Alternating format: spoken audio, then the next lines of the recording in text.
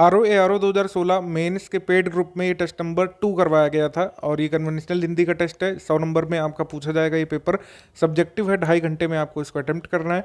इसको पूरा सॉल्व करेंगे। यहाँ पर आंसर की दी गई थी और उसको यहाँ पर शो करेंगे। आंसर की के साथ फीडबैक मिलता है पेड ग्रुप के मेंबर्स को, क्या उन्होंने स्कोर किया 100 में से नंबर और क्या उनकी गलतियाँ हो रही हैं उनको बताया जाता है उनकी कॉपीज़ की PDF में।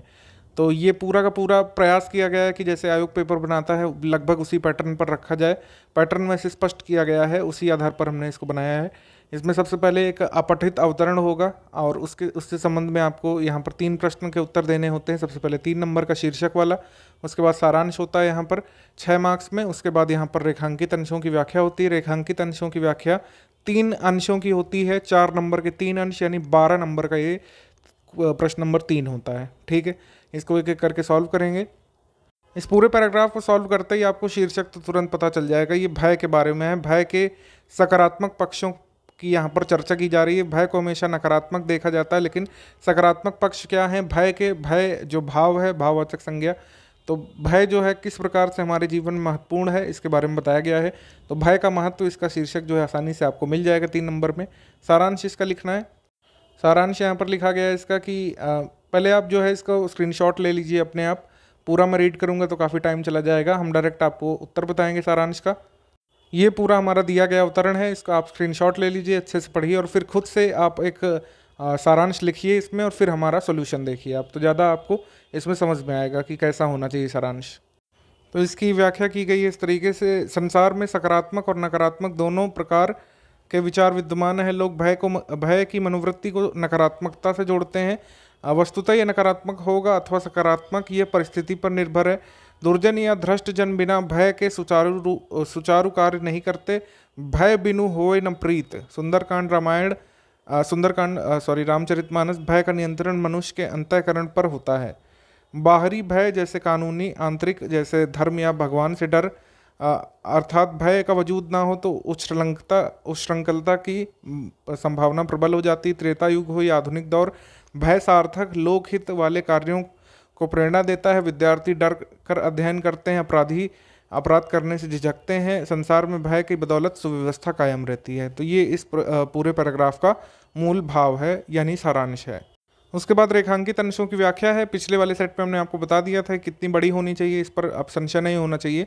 हाँ, और किस तरीके से करना चाहिए इसको भी हमने बता दिया था। बारीकियाँ क्या क्या हैं कि आप जो है एनालॉजी दे सकते हैं, संदर्भ से हटे बिना आप इसके तरह तरह के एग्जाम्पल बना सकते हैं। ठीक है। भय का स्वरूप इस समय समय के वशीभूत होता है, जैसे हमारी परिस्थितियां होती हैं। भय उसी रूप में प्रकट होता है। अब बतौर उदाहरण इसे समझा जा सकता है। भगवान राम समुद्र से 3 दिन तक निवेदन करते रहे, समुद्र अनसुना कर देता है, फिर शर साधन कर उसे डराना पड़ता है। यह एक सकारात्मक पक्ष है भय का। अब दूसरे पहलू को देखते हैं। बाली के भय से सुग्रीव को किष्किंधा पर पलायन कर गुफाओं में रहना पड़ा, जबकि सुग्रीव के पास महावीर बजरंग बली जैसे योग्य मंत्री और मित्र थे। सारांश यह है कि भय को हम कार्य करने की ऊर्जा बनाते हैं या मार्ग अवरुद्ध करने का कंटक, ये हमको निर्धारित करना है। ये स्पष्ट रूप से भय के दोनों पक्षों को अच्छे अच्छे उदाहरणों के माध्यम से, स्पष्ट उदाहरणों के माध्यम से बता दिया गया। ऐसे ही सेकंड है कि मन से भय का विसरण होते ही व्यक्ति के व्यवहार के उच्छृंखल होने की संभावना बढ़ जाती है। तो उच्छृंखल हो जाएगा व्यक्ति, उसी को जो है, उसी पंक्ति को हमने जो है उसी अर्थ को रखा है, शब्द बदल दिए हैं खाली। भय का वजूद ना हो तो क्या होगा? मनुष्य मनमाना आचरण करेगा, अराजक वृत्तियां, नग्न नृत्य करेंगी। भय हमें सन्मार्ग और धर्म पथ का अनुगामी बनाता है। भय हमें रात की सुखद निद्रा से जगाकर अध्ययन करने हेतु धकेलता है। कष्ट बहुत होता है लेकिन भय सुखद होता है। भय भविष्य का दाता कौन है? निश्चय ही भय है। तो भय को एक सीमित मात्रा के ईंधन के तौर पर प्रयोग कर हम उच्छृंखलता से बचे रहकर सफलता का वर्ण कर सकते हैं। ठीक। उसके बाद है कि भय सांसारिक लोक व्यवहार और लोक प्रेम का आधार बनता है। अगर मनुष्य के हृदय से भय समाप्त हो जाए तो परस्पर प्रेम और व्यवहार समाप्त हो जाएगा। मनुष्य भय के अभाव में कर्म करना ही त्याग देगा। परीक्षार्थी यदि परीक्षा का भय महसूस न करें तो अध्ययन का त्याग कर दीर्घ सूत्री हो जाएंगे। कानून और न्याय के अभाव में मनुष्य निरंकुश होकर आपराधिक मनोवृत्तियों का शिकार हो जाएगा और अपराध का दामन थाम लेगा। इस वजह से सामाजिक व्यवस्था में भय का अहम स्थान है। तो लास्ट वाला जो था ये इसका मतलब इस रेखांकित अंश की व्याख्या थी वो। उसके बाद अब आ जाते हैं हम अपने पत्राचार वाले क्वेश्चंस पर। पत्राचार वाले क्वेश्चंस ये हमने बीईओ पेपर के होने से पहले कराए थे, और इसमें जो है आपसे पूछा गया है एक विज्ञप्ति जो है आपको जारी करनी है। इसमें विज्ञप्ति कोविड महामारी में लॉकडाउन खुलने के बाद जो सामान्य निर्देश नागरिकों को, व्यापारियों को, सरकारी कर्मियों को, चिकित्सकों को, सफाई कर्मियों को बचाव संबंधी सामान्य दिशा निर्देश दिए गए थे, उसके संबंध में एक विज्ञप्ति का लिखित प्रारूप तैयार करना था। तो ऐसी विज्ञप्ति अगर उत्तर प्रदेश शासन जारी करेगा तो ये स्वास्थ्य विभाग की तरफ से आएगी। सबसे पहली चीज़ ये याद रखनी है, उत्तर प्रदेश शासन, लखनऊ, संख्या इधर आती है, फिर दिनांक आता है, फिर स्थान लखनऊ आता है। तो ये तो ऊपर वाला फॉर्मेट हो गया। यहाँ पर विज्ञप्ति दिया हो तो विज्ञप्ति आप लिखेंगे, अगर लिख देता कि अधिसूचना लिखिए तो यहाँ पर हम अधिसूचना कर देते। ठीक, सर्वसाधारण को सूचित किया जाता है कि कोविड महामारी के दौर में लॉकडाउन के समाप्त होने या तालाबंदी के समाप्त होने के पश्चात स्वास्थ्य मंत्रालय द्वारा प्रदेश के जनसाधारण, सरकारी कर्मियों, चिकित्सकों, व्यावसायिक समुदायों के बचाव संबंधी सामान्य निर्देश जारी करे गए हैं जो अनुपालनीय है। तो आप जो है ऐसा नहीं कि पूरा जो है पेज भर दीजिएगा, आप 2-3 निर्देश दे दीजिएगा अलग अलग वर्ग के लोगों को, जिससे स्पष्ट हो जाएगा कि आपको पता है। तो स्वास्थ्य और अन्य सरकारी कार्यालयों के में सेवारत व्यक्ति को अपने स्तर पर प्रावधानों को लागू करना होगा। भीड़ मुक्त स्थान या सार्वजनिक वाहनों की यात्रा को यथासंभव दूरी बनाते हुए करेंगे। ठीक है, और 2 गज की दूरी जो है इग्नोर नहीं करेंगे। मास्क, सैनिटाइजर के नियमों को गंभीरता से लेंगे। आप इसमें और उपबंध भी जानते होंगे कि जैसे तालाबंदी के बाद सैटरडे संडे वाला चला था कई दिन तक उत्तर प्रदेश में, उसको भी मेंशन कर सकते थे यहाँ पर। मंदिरों और धार्मिक स्थलों के लिए जो भी गाइडलाइन आई थी शुरुआत में, अब तो खैर काफ़ी सब चीज़ें ओपन हो गई हैं, लेकिन जब आई थी तब इसको आप मेंशन कर सकते थे। इस तरह का आ सकता है कोरोना के बाद, इस तरह के क्वेश्चन आप एक्सपेक्ट कर सकते हैं। उसके बाद ये निर्देश के रूप में आपको एक कार्यालय आदेश बनाना है। कार्यालय आदेश पूछे जाने की संभावना इस बार कम है क्योंकि बीईओ में पूछ लिया है। हालांकि हम हर चीज़ में कोई श्योरिटी नहीं रखेंगे, हम सब कुछ तैयार करके जाएंगे अपने पेपर के लिए। स्वयं को डैश कुमार सिंह, प्रौद्योगिकी विभाग उत्तर प्रदेश का अवर सचिव मानते हुए एक कार्यालय आदेश का प्रारूप प्रस्तुत कीजिए जिसमें विभाग के समस्त कर्मचारी जो कोविड-19 महामारी के दृष्टिगत घर से यानी वर्क फ्रॉम होम कर रहे थे, उन्हें अपनी फाइलें और विभाग द्वारा प्रदत्त जो भी वर्क है उसको जो है समय पर पूरा करके देने का आदेश दिया गया इसमें। ठीक है, ये काफ़ी सरल सा डायरेक्टिव था और इसमें सब कुछ तो बता ही दिया है आपको। सूचना प्रौद्योगिकी विभाग उत्तर प्रदेश शासन, फिर आप ये दिनांक डाल दीजिए। स्थान लखनऊ भी डालिएगा हर बार में, कोई चेक नहीं करने जा रहा है कि विभाग कहाँ पर है, आप लखनऊ डाल सकते हैं यहाँ पर। फिर समस्त कर्मचारियों एवं अधिकारियों को सूचित किया जाता है कि जो कोविड महामारी के चलते कर्मी घर से कार्य संचालित कर रहे हैं, विभाग की समस्त फाइलें अथवा अन्य दस्तावेजों को समय पर निष्पादित करें। आप इसमें और भी जोड़ सकते हैं कि पीडीएफ जो है यहाँ पर अपलोड कर दें, या फिर जो एक को कोई आप जो है निर्देश कर सकते, मतलब ये कार्यालय की ओर से निर्देश कर सकते हैं कि जो पोर्टल बना हुआ है उसमें अपलोड कर दें, या फिर अपनी प्रोफाइल में अपलोड कर दें, या फिर जो रजिस्टर्ड ईमेल हैं कर्मियों के उसके माध्यम से जो है ऑफिस के मेल पर भेज सकते हैं। ऐसा कुछ आप कर सकते थे।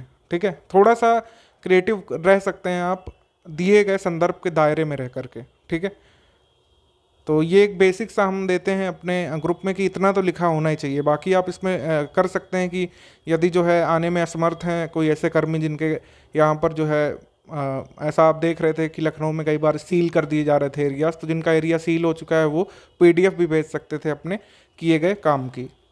टिप्पण बहुत सालों से नहीं पूछा गया है आरओ पेपर में, आरओ मेंस में टिप्पण इस बार आ सकता है।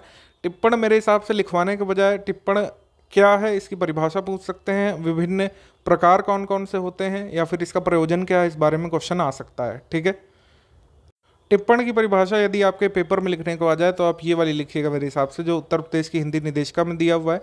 उत्तर प्रदेश हिंदी निर्देशिका में टिप्पण की व्याख्या करते हुए लिखा है कि टिप्पण का उद्देश्य उन बातों को जिन पर निर्णय करना होता है स्पष्ट रूप से तदनुसार प्रस्तुत करना है, साथ ही उन बातों की और भी संकेत करना हो जिनके आधार पर उक्त निर्णय लिया जा सकता है, उसको टिप्पण बोलेंगे।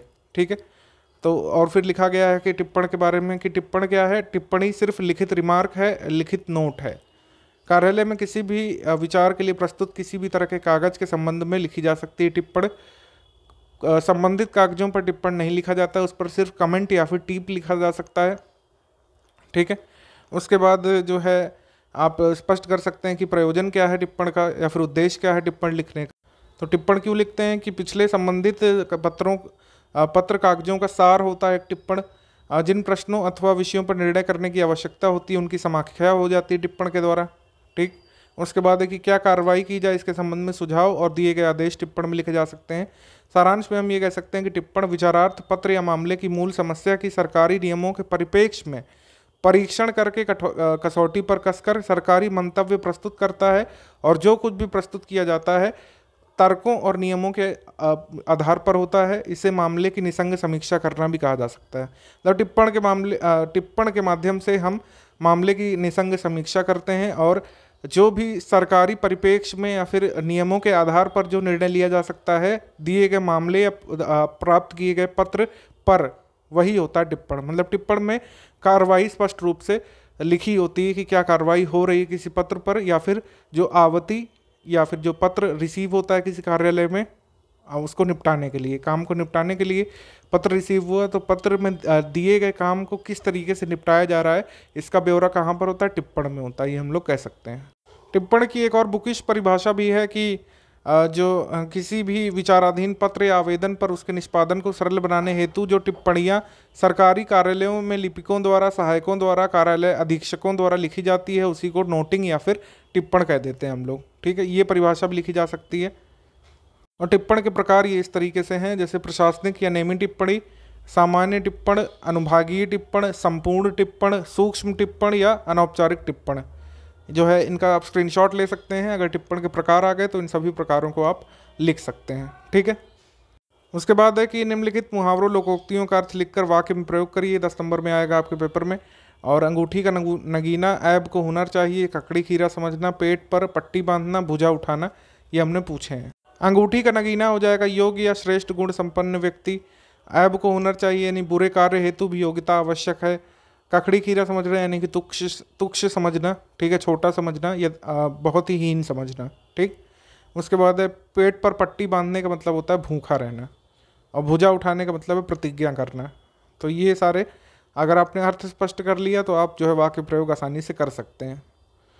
तो उसके बाद ये है शासकीय पत्र का सारणी रूप में सार लिखना है। शासकीय पत्र ये दिया गया है और इसमें जो भी बातें लिखित हैं उनको ध्यान से पढ़ के, और जो भी पत्र संख्या वगैरह दी गई है उसको ठीक से आप कॉपी करिएगा।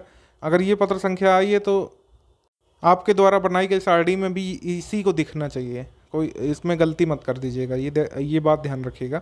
दिनांक व स्थान लिखा होता है, फिर प्रेषक, फिर प्रेषती होता है। मूल विषय में जो भी चीज़ें हैं उसको आप 3 टुकड़ों में या तो साथ में भी लिख सकते हैं। कई सारी क्वेरीज पिछली बार आई थी कि क्या इसको साथ में लिख सकते हैं एक पैरा में, तो हाँ एक पैरा में भी लिख सकते हैं, कोई उसमें गलती नहीं मानी जाएगी। ठीक है, इस तरीके से सारणी बनाई जाती है। उसके बाद है कि प्रशासनिक शब्दों को हिंदी में लिखना है 10 नंबर में, और फिर हिंदी से इंग्लिश लिखना है, इंग्लिश से हिंदी लिखना है। तो इसमें वही सारे पूछे गए हैं जो आते रहते हैं, जैसे टेंडर है, लाइसेंस है, नोटिंग है, मिनट्स है, इंस्ट्रक्टर है, रोजनामचा हो गया, विपत्र हो गया, उपदान हो गया, पृष्ठांकन हो गया और आकलन हो गया। टेंडर का हो जाएगा निविदा, लाइसेंस का हो जाएगा अनुज्ञप्ति। ठीक, उसके बाद टिप्पण मतलब नोटिंग का मतलब टिप्पण होता है। मिनट्स का कार्यवृत्त होता है। ठीक है, कार्यवृत्त ही लिखिएगा आप। उसके बाद इंस्ट्रक्टर का प्रशिक्षक होता है, या अनुदेशक भी आप लिख सकते हैं। ठीक है, ये हो गए। अब आ जाएंगे यहाँ पर हिंदी से अंग्रेजी पर। रोज नामचा को आप जर्नल लिखिएगा। डायरी कुछ लोगों ने लिखा था, मेरे हिसाब से जर्नल लिखेंगे तो ज़्यादा ठीक रहेगा। विपत्र यानी बिल हो गया, और उपदान का मतलब सब्सिडी होता है। उपदान है ये, उपादान नहीं है। ठीक है, उपदान। उसके बाद है पृष्ठांकन। पृष्ठांकन पूछा गया था 2017 में। इंडोर्समेंट इसको बोलते हैं। आकलन को बोलते हैं एस्टिमेशन। ठीक है, एस्टिमेशन। अब कंप्यूटर के प्रश्न हैं। कंप्यूटर का प्रश्न है सबसे पहला कि भारत का सबसे पहला कंप्यूटर HEC2M कहाँ पर स्थापित किया गया था। ये बहुत मैंने डीपली निकाला है क्वेश्चन, ये आपको जनरली बुक्स में नहीं मिलेंगे।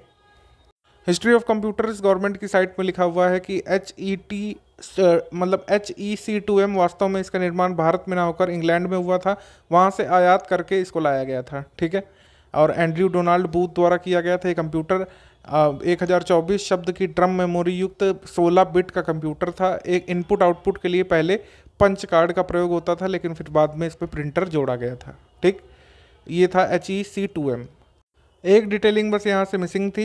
ये कलकत्ता स्थित सबसे पहले 1955 में भारतीय सांख्यिकी संस्थान यानी इंडियन स्टैटिस्टिकल इंस्टीट्यूट के कोलकाता वाली इंस्टीट्यूट बिल्डिंग में एक AC रूम में लगवाया गया था कंप्यूटर। ठीक है, PC महालनोबिस के प्रयासों से ये भारत में मंगवाया गया था इंपोर्ट करके, ये आप याद रखिएगा। उसके बाद पूछा है मंत्र सॉफ्टवेयर क्या है। मंत्र सॉफ्टवेयर ये भी जनरली बुक्स में नहीं दिया हुआ है। मंत्र सॉफ्टवेयर राजभाषा विभाग गृह मंत्रालय द्वारा विकसित एक सीडैक समर्थित सॉफ्टवेयर है। सीडैक ने बनाया इसको। राजभाषा की प्रशासनिक, वित्तीय, कृषि, लघु उद्योग, सूचना प्रौद्योगिकी, स्वास्थ्य, रक्षा, शिक्षा, बैंकिंग आदि दस्तावेजों को अनुवाद कर सकता है हिंदी टू इंग्लिश में। मंत्र को स्मिथ सोवियन अवार्ड से भी नवाजा जा चुका है। हालांकि मैंने इसको यूज़ किया था तो मैंने तो नहीं कर पा रहा था ट्रांसलेट। अगर आप में से किसी ने किया हो तो बताइएगा। खैर इसको याद रखिएगा। मंत्र सॉफ्टवेयर है क्या, किससे रिलेटेड, अगर पूछ ले तो ये अनुवाद से रिलेटेड है, ट्रांसलेशन से। और राजभाषा विभाग हमारे गृह मंत्रालय ने इसको सीडैक के द्वारा बनवाया था। ठीक है। हमने पूछा यहाँ पर डोमेन क्या होता है, व्हाट इज डोमेन। डोमेन क्या है। डोमेन एक पहचान श्रृंखला है। इंटरनेट के भीतर पहचान स्वायत्ता, अधिकार या नियंत्रण के दायरे को परिभाषित करता है। ऑनलाइन पता होता है कि जिसके माध्यम से इंटरनेट यूज़र आपकी वेबसाइट तक पहुंच रहा है। जैसे indiamart.com में डोमेन क्या है, .com है। मेल मर्ज ये टर्म है, ये काफ़ी रहता है, इसको आपको पता होना चाहिए, परिभाषित करना आना चाहिए। मेल मर्ज, मेल मर्ज क्या है, ये माइक्रोसॉफ्ट वर्ड की एक महत्वपूर्ण सुविधा है जिसमें आप किसी भी एक ही पत्र को कई व्यक्तियों के पास भेज सकते हैं ग्रुप लेटर के रूप में। माइक्रोसॉफ्ट की परंपरागत विशेषताओं में से एक है जो पेशेवरों में लोकप्रिय है। प्रोफेशनल्स इसका उपयोग करते थे पहले, अब तो जो है इसकी ज़रूरत नहीं पड़ती है। अब तो आप ईमेल वाला जो मतलब ऐप आता है गूगल वाला, उसी से कई लोगों को भेज सकते हैं। ठीक है। ऑनलाइन टीचिंग क्या है, ये काफ़ी जो टर्म चल रहा है कोरोना काल के बीच, तो ये पूछा जा सकता है। तो ऑनलाइन टीचिंग को इस तरीके से डिफाइन कर दिया गया है, आप इसको नोट कर लीजिएगा, या फिर जो भी आपने डेफिनेशन बनाई हो ऑनलाइन टीचिंग की उसको याद रख लीजिएगा। ये सब चीज़ें आ सकती हैं। ठीक है।